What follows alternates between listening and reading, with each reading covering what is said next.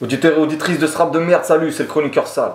Pour cette 14e chronique, on va parler du dernier buzz le plus fulgurant et le plus disproportionné par rapport à ce qui est proposé.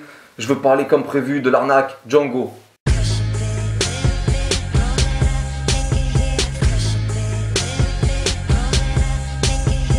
Alors avant de commencer à parler du plus gros pompeur de l'année 2016, je vais vous parler d'un phénomène que j'ai remarqué il y a bien longtemps déjà. C'est le phénomène de l'artiste internet.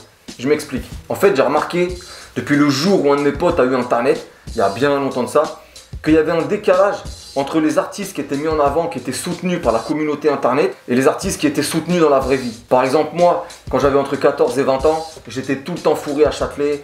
On allait acheter du vinyle, de la mixtape, on se tenait au courant, on allait tâter les dernières nouveautés.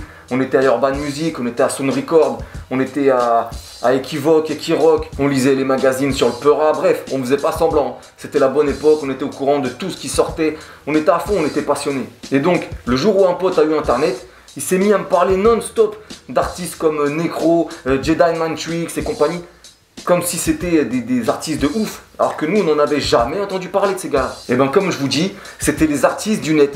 C'est-à-dire que bon, à cette époque, ça n'existait pas YouTube, c'était les forums, les sites hip-hop et tout ça. Mais toute la communauté, la petite communauté internet de l'époque ne jurait que par ces gars-là. Donc j'ai écouté, et ça cassait pas des briques, hein. C'était pas mauvais, loin de là, mais voilà, ça justifiait pas autant de pompage. Donc vous avez compris où je veux en venir, même si aujourd'hui on peut plus parler de petite communauté internet. Aujourd'hui ça s'est démocratisé, tout le monde a le net. Mais je parlerai de la communauté hyper active du net. Ceux qui squattent YouTube et leur chambre, jeuxvideo.com et compagnie. Enfin bref, je vais les appeler les mini-geeks. Et bien ces gens-là, ils continuent à faire le même processus que la petite communauté internet du début. C'est-à-dire que quand ils s'accaparent et qu'ils décident de sucer un artiste, c'est un truc de ouf, il lâche plus l'affaire, c'est disproportionné. Juste pour faire les malins, en mode groupie, genre on a notre poulain, genre nous, on a découvert c'était quoi la vérité, quoi. Bref, la conclusion de tout ça, c'est pour vous dire qu'il y a vraiment deux mondes différents. Moi aujourd'hui, Django, sur sa chaîne, il a 30 millions de vues. Moi je descends en bas de chez moi, là, je croise 10 petits, je leur demande s'ils connaissent Django. Il y en a 2 qui me disent oui, et encore. Après, il n'y a pas beaucoup de mini-geeks dehors. Hein. Donc c'est ça que je veux expliquer entre buzz réel, ce que les gens écoutent dans la rue, et le buzz internet. Donc dans le monde réel, tout le monde s'en branle de Django, c'est à peine si on le connaît. Et c'est plus ou moins normal, le mec il a sorti quoi, 6-7 sons réellement aboutis. Mais vous, on dirait c'est déjà votre daron, vous le comparez à des artistes confirmés, vous le mettez sur le même pied que des personnes qui ont sorti je sais pas combien de projets, alors que c'est beaucoup trop tôt, sérieux. Bah, pour finir sur ce phénomène des artistes surpompés du net là, à tort ou à raison parfois d'ailleurs. Hein. Bah, je vous laisse cogiter à c'est quoi leur point commun. Dans 90% des cas, c'est quoi le point commun de ces artistes-là? Bref, je dis ça, je dis rien. Ça doit sûrement avoir un lien avec la sociologie de ces fameux mini-geeks du net là. Mais bon, bref. Alors, un de vos anciens gros protégés, Nekfeu, il a quitté le nid familial là. Il est parti voler de ses propres ailes. Donc, vous vous êtes senti un petit peu oublié, délaissé. Vous avez décidé d'adopter un nouveau bébé et c'est Django. Et donc, il va falloir que je me penche sur votre nouveau rejeton là. Parce que lui, contrairement aux autres où ça s'était fait plus ou moins naturellement, lui il a compris le processus et il a tout fait pour que vous l'adoptiez les gars. C'est ça qui m'énerve plus qu'autre chose avec lui, mais je vais vous expliquer. Alors Django, je l'ai découvert avec Fichu, parce que tout YouTube m'envoyait le lien là comme si c'était le retour de Jésus. J'ai très peu le temps de parler comme en batterie faible. Je suis toute la journée dans mon lit, je pratique flemme. Non, je ne suis pas fidèle, mais tu n'es pas si belle. J'ai du mal avec les smileys, je suis comme Patrick Jane. Fais du feu, mon élément, c'est de la braise qui s'abat. Sur les murs du bâtiment, j'ai gravé Genji Sama. Tu veux parler mandarin, mais dis-moi qu'est-ce qui va pas. Je ne lève la main que pour frapper comme un Genki Dama. Donc j'ai regardé, j'ai écouté. Première réaction, c'est quoi cette parodie de Nekfeu? Donc je suis désolé, commencez pas à me dire ah non c'est pas vrai. Ce morceau là, c'est même flow, même dégaine, même type d'instru. Même voix, bon ça c'est pas de sa faute, mais bon le mec il force quoi, il force dans les graves, c'est le même ton. Bref, c'était trop, tu peux être influencé mais pas faire du copier-coller officiel mon gars. Après il a élargi le pompage, mais pour l'instant j'avais vu que Fichu. Et tu sentais tellement l'influence que ça en devenait gênant. Donc après je vais pas m'attarder sur tous les morceaux, tous les peuclis, mais je m'attarderai que sur les gros pompages de style qui étaient trop évidents. Dans Oiseau, même endroit que le peucli, le roseau de Jazzy Bass. Je fais le tour de la vie, je me balade. Dans Impala, c'est quoi là? Pompage de Baghouz à la Jazzy Bass. Je fais le tour de la vie, je me balade. Même sur vêtements rétro dégueulasse des années 90. Je fais le tour de la vie, je me balade. Fichu, j'en ai déjà parlé. Même au niveau de la décoloration, la coupe, bref. Impala encore. Gestuelle, enfin il y a trop de trucs qui rappellent SCH. Gestuelle entre celle à la mode et celle de SCH. Et SCH, il assume quand il bouge comme ça. T'as beau le trouver bizarre, t'as beau le trouver ridicule, il assume, c'est le personnage. Lui, Django, on dirait qu'il est du père, il cherche son chemin, mesquin. Après, ça se comprend, quand tu fais un truc comme ça pour être à l'aise, il faut que ça vienne de toi. Quand tu singes quelque chose de quelqu'un d'autre, c'est plus compliqué. Ou alors, faut l'avoir rodé le truc. Mais maintenant, les mecs, ils font un morceau le lundi, ils le clippent le mardi. Donc sur les morceaux qui ont suivi, après les placements à la Nekfeu, c'était les placements à la Sneezy, entre autres. Super et floqué sur le jersey, bien imprimé sur le chandail. Champagne et rose on l'a versé, je fête mon anniversaire à Shanghai. Qui lui-même avait pompé les placements à la Drake, entre autres. Six cold like Alaska, views already a classic. Roy out of here like NASA, busting ones out of plastic. Les dégaines improbables, et bref, et je vous dis, je peux continuer comme ça super longtemps, mais je vais m'abstenir de le faire, parce que de toute façon c'est hyper flagrant pour qui veut bien le voir. Ensuite les textes.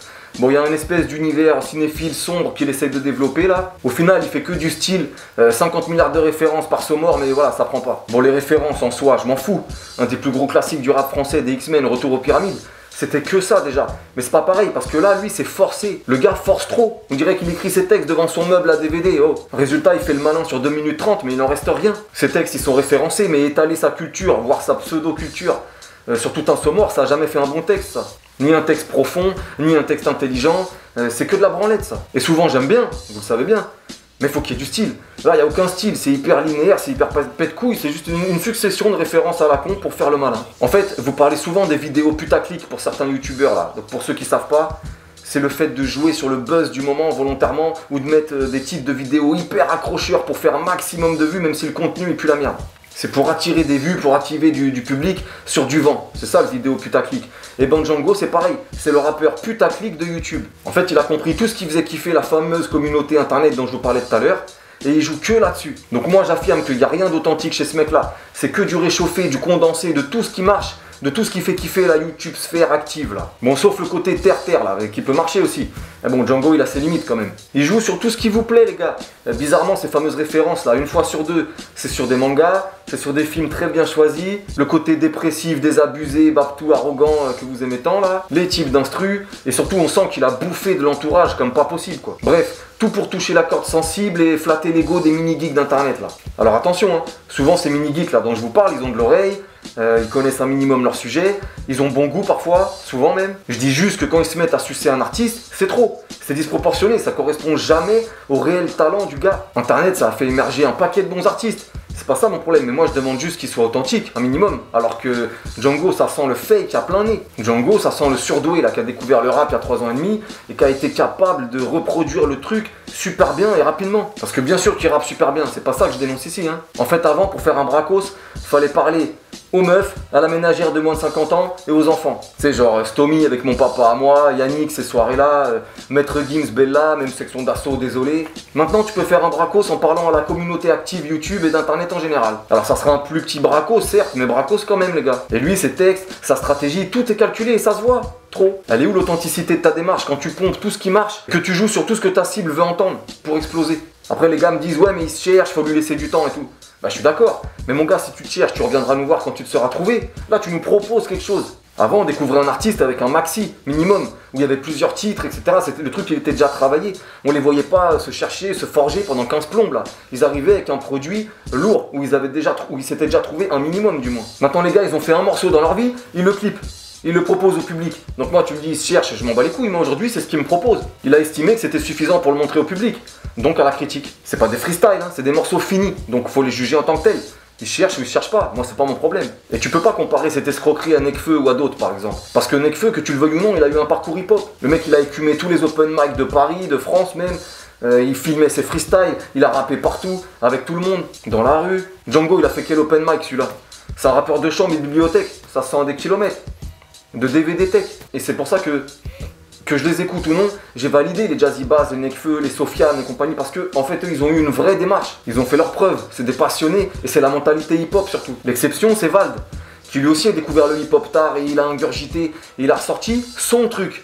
C'est ça la différence, lui il a créé son propre univers, son propre flow là, donc ça reste différent. Mais là pour moi il suffit pas de tout pomper et d'avoir 50 références sur DBZ et Jason Bourne pour avoir ton propre truc, c'est pas comme ça la vie. Donc c'est pas mauvais du tout, mais c'est déjà entendu en termes de flow, d'instru, déjà vu en termes de dégaine, de personnages, putaclic en termes de références dans les textes, et surtout sans fond, trop de calculs, bref, c'est pas assez pour moi. Donc notre ami Lazare Vatcher, qui vit et a grandi à Ledru-Rollin dans le 11e, quartier bobo par excellence, Il a été en fac licence cinéma à Paris 1 et il s'est gavé de références cinématographiques pour nourrir ses textes parce qu'il a rien à raconter de toute façon.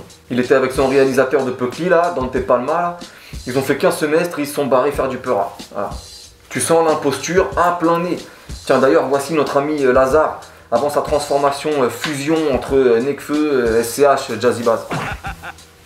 Il est beau votre gars là, ça sent le hip hop hein. Putain.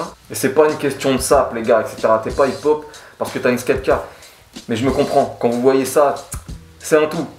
Tu sais que là, tu sais qu'on est dans de l'imposture, point barre. Mais c'est beaucoup ça le Peura maintenant. C'est des gens qui comprennent le truc, qui sentent le filon, qui s'approprient les codes, qui le font avec talent et qui explosent. Des acteurs quoi en fait. Des mecs qui reproduisent. Mais quand t'aimes l'authenticité dans les démarches, ça glisse sur toi.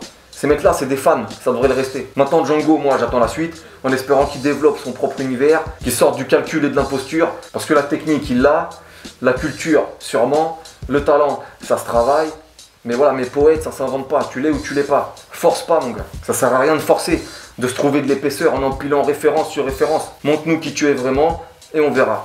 Donc, en conclusion, soyez mesurés, les gars. Il est pas mauvais Django, mais pour l'instant c'est du vent. Il y a 6 titres, que du réchauffé, de tout et de n'importe quoi. Évidemment qu'il s'est rappé, évidemment qu'il y a un grain.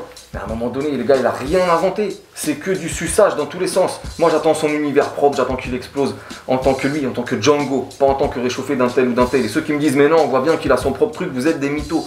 Il a son propre truc de quoi? 50 milliards de références pour rien dire, aucun fond dans les textes, ou alors des petites introspections suicidaires de Francisou.